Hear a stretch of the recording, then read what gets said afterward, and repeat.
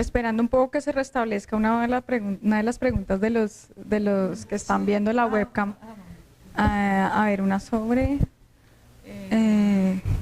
Bueno, hay unas que están relacionadas, ¿sí? ¿Cómo Sí. hacen el estudio para saber que una persona es pobre y cuál es en pobreza Está en pobreza extrema, bien. Y de acuerdo si es de acuerdo con el salario mínimo o cuánto dinero percibe esa clase de personas. Esa es una pregunta bien importante porque mucha gente no entiende de dónde es que salen esas cifras, ¿sí? En el caso de la pobreza y también para las medidas de desigualdad económica, el DANE y también para el tema del empleo, el DANE realiza una encuesta que se llama Gran Encuesta Integrada de Hogares.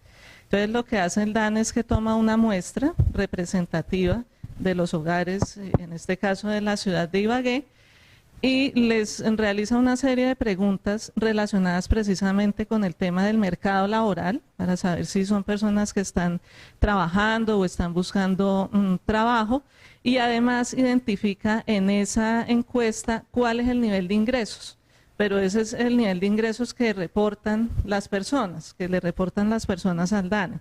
Entonces, teniendo en cuenta esa información de la encuesta de hogares, el DANE posteriormente pues hace una serie de proyecciones para establecer cuál es el nivel de pobreza en la ciudad.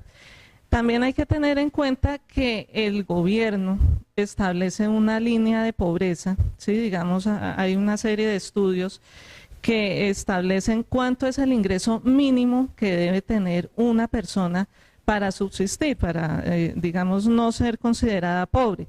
Dentro de ese ingreso o con ese ingreso lo que se busca es que las personas puedan acceder a un mínimo de alimentación, vestuario y vivienda. En este momento, en el año 2013, por ejemplo, ese ingreso estaba definido en 227.118 pesos, ¿sí? Entonces, es muy diferente al salario mínimo, ¿sí? Es una medida que establece el gobierno para luego, con esos datos de la encuesta de hogares, decir estas personas son pobres y estas no, las que alcancen ese nivel. Precisamente, doctora Mónica, que hay una pregunta pues que puede de pronto continuar a esa información que nos está regalando. Dice, si el salario mínimo en Colombia es uno de los más malos de América y los sueldos son malos, más que todo en Ibagué, ¿somos pobres los que recibimos menos de 2 salarios mínimos?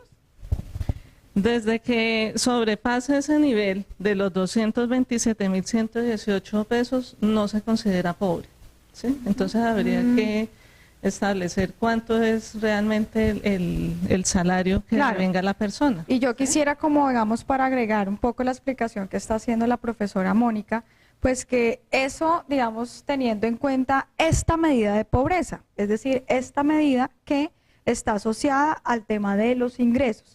De pronto, digamos, una persona que gana más de 2 salarios mínimos se es considerada pobre a partir de otro tipo de mediciones, ¿sí? ¿Por qué? Porque ese otro tipo de mediciones tienen en cuenta otras condiciones de los individuos. Entonces, por ejemplo, el nivel de necesidades básicas insatisfechas, las condiciones de su vivienda, qué nivel educativo tiene. Entonces dirán, de pronto una persona que gana 800.000 pesos tiene unas condiciones deplorables de vivienda, no tiene, digamos, un nivel educativo y otros aspectos que también se analizan, digamos, en otras mediciones distintas, y desde otra medición esa persona puede ser considerada pobre. No obstante, aquí el análisis que estamos, digamos, haciendo está muy asociado al nivel de los ingresos. Por supuesto, desde el nivel de los ingresos, pues una persona que gana ya 2 salarios mínimos y entendiendo que para el gobierno nacional lo mínimo, digamos, con lo que puede subsistir un individuo mensualmente para poder tener vivienda, alimentación y vestuario son 227.118 pesos en el año 2013, pues por supuesto que esta persona no es considerada pobre. ¿Sí?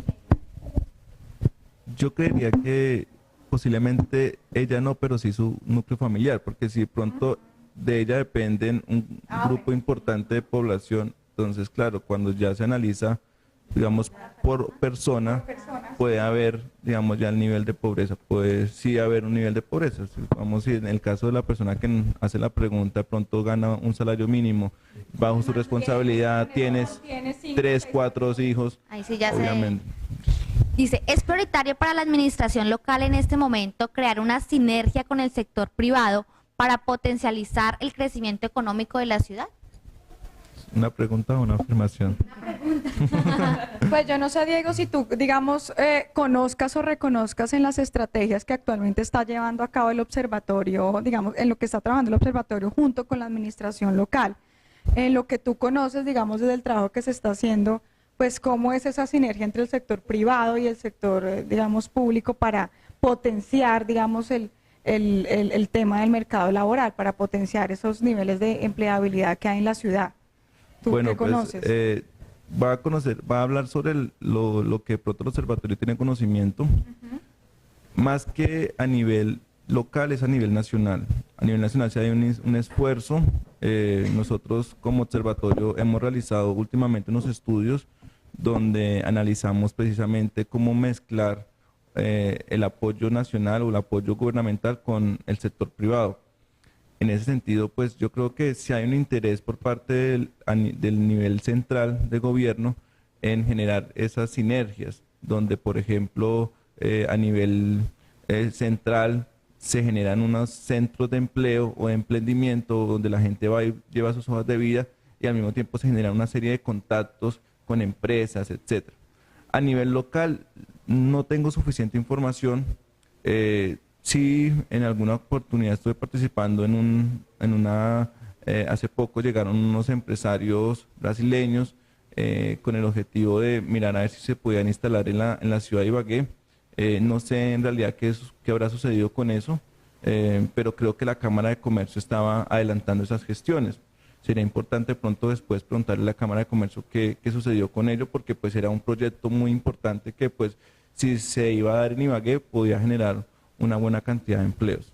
Sí, ahora que dice empresarios brasileños, recuerdo hace como más o menos 3 años, también llegaron unos empresarios españoles, se reunieron con el anterior alcalde. ¿Qué tan frecuente es que lleguen empresarios de otros países y si la alcaldía o si están como las facilidades para poder que se generen empleos en la ciudad con esos empresarios? Pues yo creo que una de las principales dificultades, y lo vivimos el día de hoy, son los servicios públicos. Yo creo que eso es algo que ahuyenta a cualquier sector empresarial, industrial. Lastimosamente, las dificultades todavía en los servicios públicos a nivel local, pues no generan que la ciudad sea competitiva.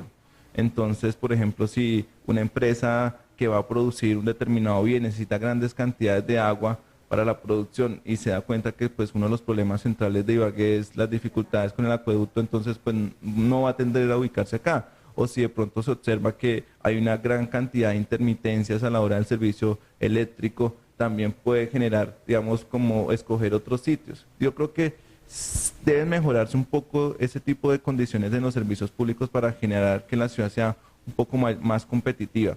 Asimismo, pues creería yo que, digamos, sí ha habido como una especie de incentivos para la localización por parte de empresas a nivel local, pero todavía esos incentivos parecieran no ser suficientes para los empresarios. Yo creo que de pronto pasar de esos incentivos a otro tipo de políticas, de pronto ya más de tratar de que los empresarios locales que hay importantes, grandes, pues pasen a considerar invertir en la región y pasen a considerar a crear, digamos, empresas dedicadas ya al sector industrial, a la transformación, a la generación de valor agregado, que yo creería que puede ser como una oportunidad y más vinculado nosotros al sector agrícola como lo estamos aquí en el Tolima, para que pues podamos tener las oportunidades de un crecimiento en los ingresos y en el nivel de empleo y en el nivel de desarrollo. Sí, también, adelante, doctora Mónica. Sí, me parece que si bien es cierto, digamos, en las últimas administraciones se ha realizado un esfuerzo por tratar de articular el sector público con el sector privado, todavía hace falta mucho más. Creo que es importante que esa sinergia sea mucho más fuerte, que haya una mayor articulación, por ejemplo, de todos estos programas que viene adelantando la alcaldía. Hace un rato mencionábamos el tema de los laboratorios microempresariales, articularlo, por ejemplo, con lo que hace la Cámara de Comercio, con lo que hace FENAL, con los distintos gremios, porque lo que sí se nota en la ciudad es eso, es una desarticulación. Y aparte de esa articulación con los empresarios, con el sector empresarial, es fundamental la articulación con la academia. Creo que esa parte es bien importante. Creo que esa es una variable que analizan bastante los inversionistas cuando van a llegar a un territorio. Digamos que lo que ha mencionado Diego, la infraestructura es importante, pero también es importante para los inversionistas saber que las personas que están en la ciudad están calificadas, que van a tener una disponibilidad de mano de obra para sus empresas. Y creo que en este momento la ciudad todavía está rezagada en ese aspecto. Entonces creo que en esos puntos debe trabajar mucho más la administración local. Precisamente hay una pregunta más o menos ligada, dice, teniendo en cuenta que la construcción es uno de los sectores que más puestos de trabajo genera en la ciudad, ¿creen ustedes que Ibagué le debe seguir apostando a su fortalecimiento y crecimiento o por el contrario debe fortalecerse otros sectores y cuáles serían? Bueno, primero pues la construcción es importante, pero no es el que más genera ocupación, hay que hacer de pronto esa claridad. Es importante porque es un sector que logra vincular a población de muy bajo nivel educativo y tiene unos efectos multiplicadores muy importantes para la economía y eso es pues muy valioso. Igualmente el sector construcción sin duda es fundamental, yo creería que hay que seguirle apostando, pero que hay que empezar a reconfigurar un poco la planeación a nivel local de la ciudad, porque lo que hemos venido observando es que se ha empezado a generar un proceso de más o menos convirtiendo a la ciudad de Ibagué en una especie de Medellín, donde los sectores muy pobres se empiezan a ubicar muy en las periferias y los sectores, digamos, con alto nivel de ingreso empiezan a tener pues los sitios, lo que se conoce como el plano ibaguereño. Entonces yo creería que ese es un fenómeno muy importante que incluso las ciudades como Medellín, Bogotá han empezado a revertir y en Ibagué se está empezando el proceso a generar ese proceso de segregación social que es muy importante controlar y revertir. Sí, bueno, no sé si, bueno, Mónica, dale. Volviendo al tema que señalan de la construcción, también creo que es importante mencionar que la construcción pues sí genera puestos de trabajo, pero es ese tipo de trabajo no calificado, ¿cierto? Entonces, en ese sentido, pensar que solamente le apostemos a ese sector, creo que pues hay que reconsiderarlo en ese sentido. Creo que también es importante tener en cuenta que actualmente se viene desarrollando en la ciudad y en el departamento una estrategia de los clústeres productivos que precisamente lo que buscan es que haya un mayor incremento de la producción. Creo que esa es una estrategia buena, pero que hay que revisarla, cómo es que se está adelantando actualmente. Creo que en la medida que se puedan identificar esos encadenamientos productivos entre distintos sectores, eso puede redundar en un mayor crecimiento para la ciudad y para el departamento. Pero como dijimos en el caso de pobreza y desigualdad, son estrategias que necesitan ser evaluadas, ¿sí? Necesitan estar permanentemente haciéndoseles un seguimiento para saber si efectivamente como se están manejando, pues sí van a generar el impacto que se espera. Un poco también para complementar el tema, pues la pregunta que hacía y todos los aportes que han hecho pues los compañeros de mesa, me parece importante articulado con el tema también de la desigualdad que lo hemos venido como insertando en cada una de estas discusiones.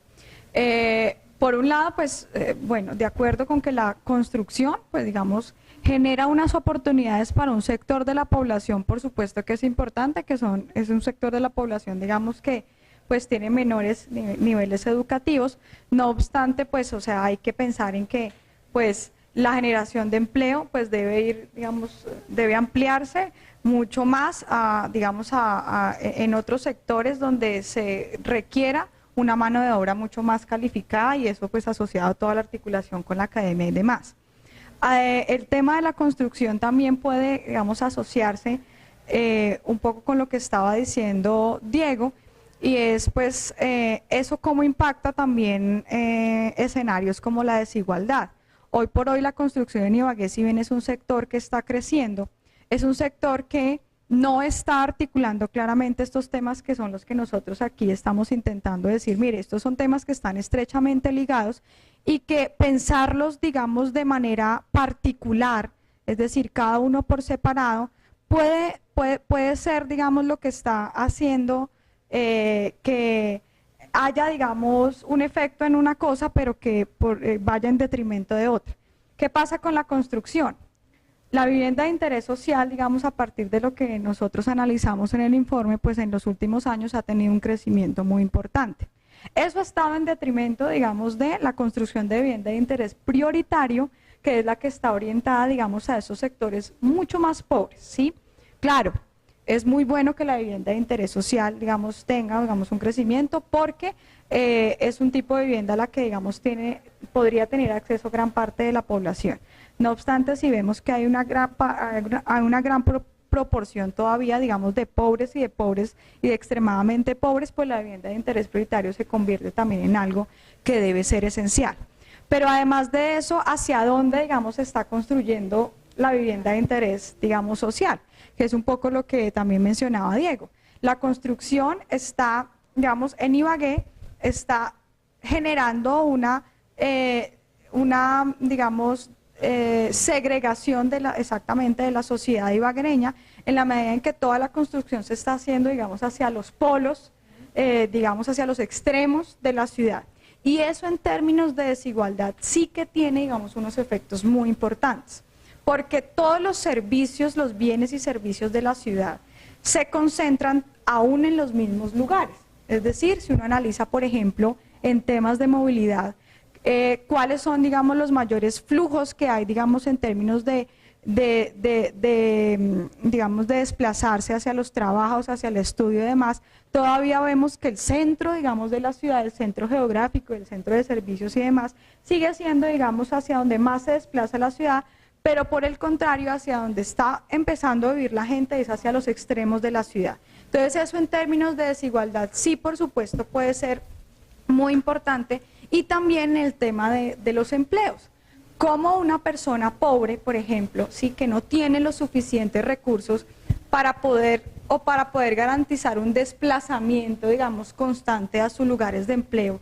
Supongamos que el empleo se esté generando, digamos, en estos mismos centros de bienes y servicios, una persona que vive, digamos, ya terminando el Salado, terminando en Picaleña, todos los días debe garantizar, digamos, cómo desplazarse hacia sus empleos. Eso podría tener también, digamos, un impacto importante, ¿sí?, en las estrategias precisamente de empleo que se puedan pensar para la ciudad, porque si los empleos se siguen generando, digamos, en este tipo de sectores, pero por el contrario estamos mandando a la gente a vivir cada vez más lejos, eso puede tener unas consecuencias muy importantes también, digamos, en que la gente pues pierda sus empleos, digamos, por las dificultades que genera el desplazamiento. Entonces eso con un poco también articulado a cuando, digamos, uno habla de la desigualdad, perdón, en un sentido más amplio, pues puede tener un impacto también muy importante pensar en que la construcción, así como se está dando, pues es la estrategia idónea, digamos, para solucionar muchos de los problemas de la ciudad.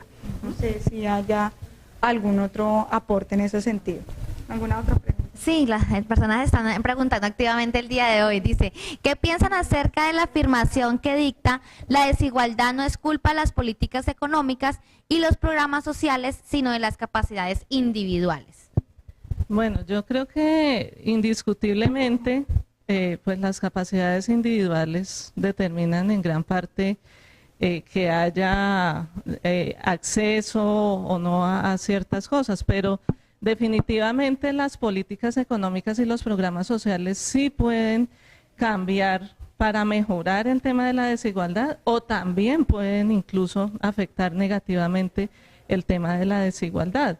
Por ejemplo, una política económica, una política fiscal con unos impuestos que sean regresivos, es decir, que afecten a las personas más pobres, pues indiscutiblemente lo que van a hacer es acentuar mucho más la desigualdad. Entonces yo sí creo que a partir de las políticas económicas y los programas sociales, lo que los gobiernos deben hacer es precisamente mejorar las capacidades individuales que tienen las personas para poder acceder a mayores bienes y servicios y disminuir esas brechas que se ven entre distintos grupos. Esa es una pregunta que incluso ha llevado a la cabeza o han llevado en la cabeza muchos pensadores económicos importantes. Y en sociedades altamente desarrolladas, lo han visto como el problema fundamental. En este caso yo quiero poner el ejemplo de Francia, una sociedad en la cual, digamos, como decía la profesora Mónica, lo que se intenta no es que con la política económica, por decirlo de alguna forma, cortarle las alas a la persona que tenga el interés de progresar. Todo lo contrario, es por lo menos darles la oportunidad de que todos partan desde la misma posición. Es decir, de que el niño que vive en un sector rural tenga la oportunidad de ir a una escuela y que en esa escuela le brinden la formación suficiente para poder competir más adelante contra el joven que estudió en el colegio privado y que al mismo tiempo tuvo la oportunidad de tener una muy buena alimentación, educación, etcétera. Yo creo que lo que el Estado debe hacer precisamente es eso, tratar de que esas desigualdades que surgen, digamos, a partir de las condiciones de los padres, esas desigualdades de alguna forma se logren mitigar a través de las políticas económicas. Entonces, obviamente, yo, desde mi perspectiva, creo que se debe apostar para que el Estado intervenga a través de la política económica, y como lo decía la profesora Mónica, pues una estrategia es a través de los impuestos, en este caso progresivos, que atacarían fundamentalmente a las grandes fortunas o a las personas más adineradas para que se genere una redistribución de la riqueza. También nos preguntan, dice, ¿cómo estamos en pobreza extrema? Bueno, de acuerdo con los datos que entrega el DANE, para el año 2013 el porcentaje de población en condición de pobreza extrema en Ibagué fue del 2.5%. A nivel nacional ese porcentaje fue del 9.1%. Para el caso de Ibagué eso equivale a 13.572 personas en esa condición de pobreza extrema. Hay una conclusión que hace una de las personas que nos está viendo pues a esta hora y pues quiero saber si ustedes la comparten o no la comparten. Dice, ¿es decir que la administración lo que hace son paños de agua tibia? Paños de agua tibia en términos de... Bueno, pues yo creo, digamos un poco, pues yo me atrevo un poco como a articular lo que también han dicho los compañeros y que pues ellos lo complementen.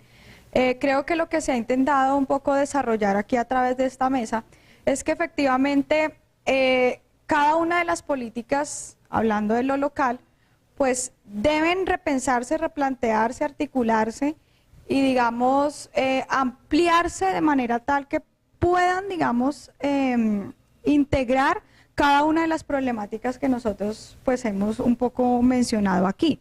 Por supuesto, en el tema, por ejemplo, del desempleo, pues hay hay unos efectos no solamente locales, sino también de nivel nacional. No obstante, hay que entender también y analizar pues si lo que está haciendo la administración para el tema de desempleo pues está generando impacto, y lo que estamos diciendo es no hay, digamos, análisis, no hay estudios, no hay un seguimiento a ciertos programas que nos permitan decir efectivamente lo que está haciendo la administración local es exitoso, no es exitoso, está impactando positivamente o está impactando negativamente. En temas, digamos, en términos de pobreza y desigualdad, igualmente, vemos que hay unas políticas, vemos que hay unos programas, no obstante, no hay un seguimiento de ese tipo de programas que nos puedan ayudar a determinar efectivamente esto está impactando de manera positiva o negativa en, digamos, en este tipo de problemáticas que vive la ciudad.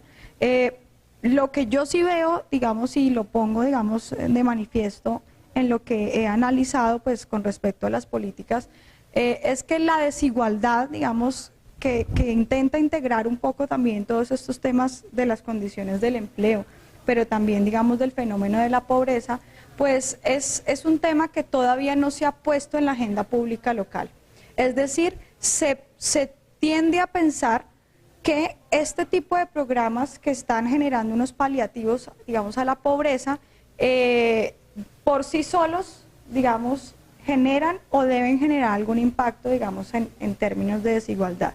Lo que yo sí veo es que en términos de agenda pública, de que el tema, digamos, esté claro para la administración municipal, incluso para otras administraciones locales, es lo que yo todavía pongo en duda. La desigualdad es un tema que necesita una reflexión mucho más profunda por parte, digamos, de las autoridades para poder incluso determinar qué tanto este tipo de políticas o lo que se está haciendo puede, digamos, impactar positivamente, digamos, para mejorar ese tipo de problemas.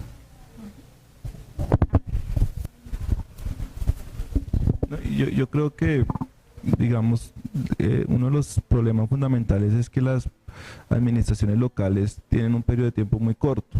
Entonces, y si no hay no hay un proyecto de ciudad estructurado a través de, pues, de las organizaciones políticas que han, por decirlo de alguna forma, tenido el poder de la ciudad en los últimos años, sino que de pronto cada administración quiere como hacer lo que pueda, pues es muy poco lo que se puede hacer. Entonces termina la gente viendo que esas medidas, esas políticas terminan siendo simplemente el efecto bombero, donde llegan y apagan un incendio, pero pues obviamente el incendio no se apaga como tal, sino que vuelve a surgir.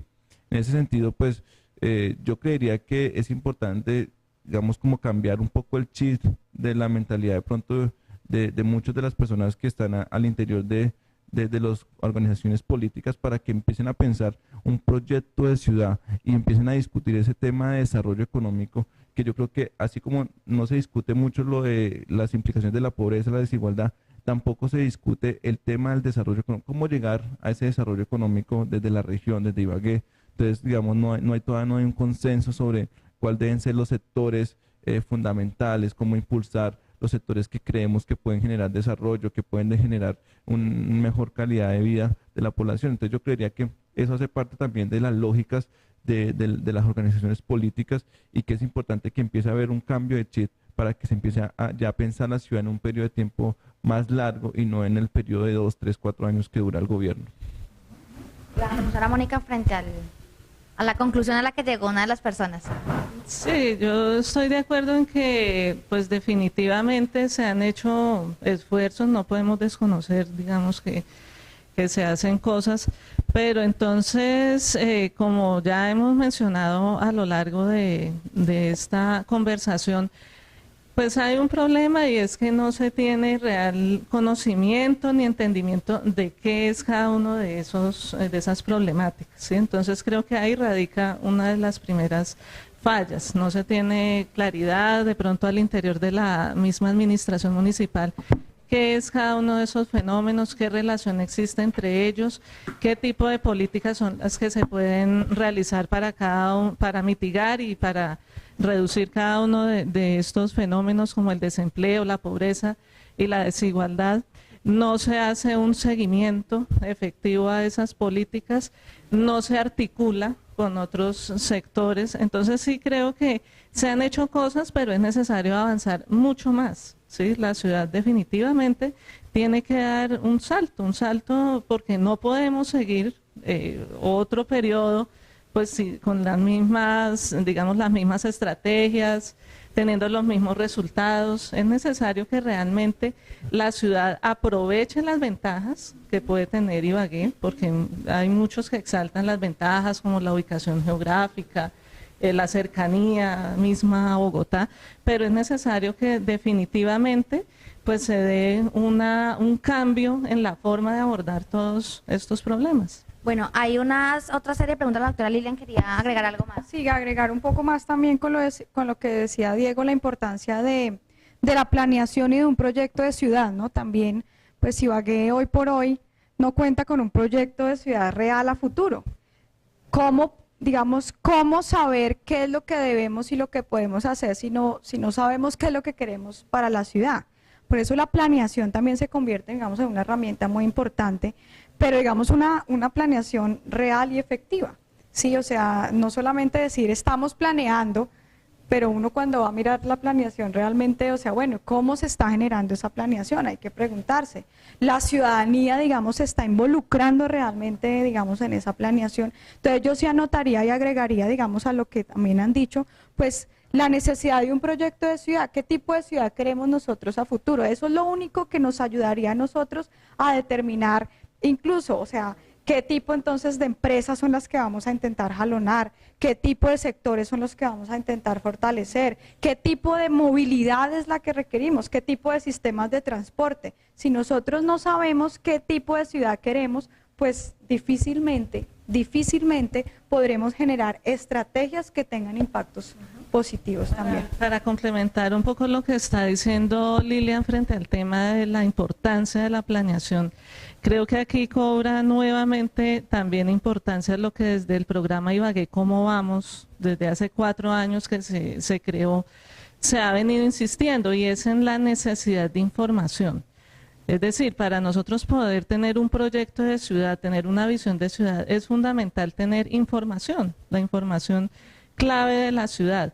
Y esa es una tarea que pues el programa Ibagué Cómo Vamos ha venido haciendo, pero también es importante que la administración pues tenga un compromiso mayor frente a esto, y no solamente generar cifras, sino también sentarse a analizar y mirar qué cosas se pueden mejorar a partir de esa información. Sí, porque lo que se percibe muchas veces es que se generan datos, cifras, pero entonces no se hace nada con eso, ¿ya? Entonces, creo que para una buena planeación es fundamental unos sistemas de información municipal mejores que los que hay actualmente, y que además no se queden solamente en eso, sino que sean realmente utilizados. Bueno, pues queremos agradecerle a todas las personas que nos han escrito. Las otras preguntas, pues básicamente por tema de tiempo, serán resueltas también por nuestros panelistas, pero estarán publicadas, y todo lo de la webcam mañana en la edición impresa del periódico El Nuevo Día, en la página de Económicas. Queremos agradecerles al doctor Diego, a la doctora Mónica y a Lilian pues por acompañarnos el día de hoy en la webcam. Yo quiero también pues darles un agradecimiento especial a los, digamos, a los compañeros de mesa, Mónica pues que es también compañera de la universidad, a Diego y al profesor Renza, digamos que son los miembros del Observatorio de Empleo y Mercado Laboral, además porque el módulo de mercado laboral y dinámica empresarial del informe de evaluación de la calidad de vida, pues digamos se elaboró con el apoyo de ellos elaboraron digamos esta parte del informe que me parece por supuesto muy importante. Se hicieron allí análisis muy importantes, pues la recomendación para los que están digamos viéndonos hoy es que pues allí también hay muchas de las preguntas digamos que ellos hacen, podrían digamos también acercarse a las respuestas de esas preguntas a través de la lectura del informe de evaluación de la calidad de vida también. Pues de esta manera llegamos ya al final de esta webcam. Nos esperamos pues mañana. Hay un tema muy importante para que estén pendientes, porque va a ser el tema de seguridad ciudadana, que sé que le importa a todas las personas. Entonces mañana una nueva emisión de la webcam. Muchas gracias.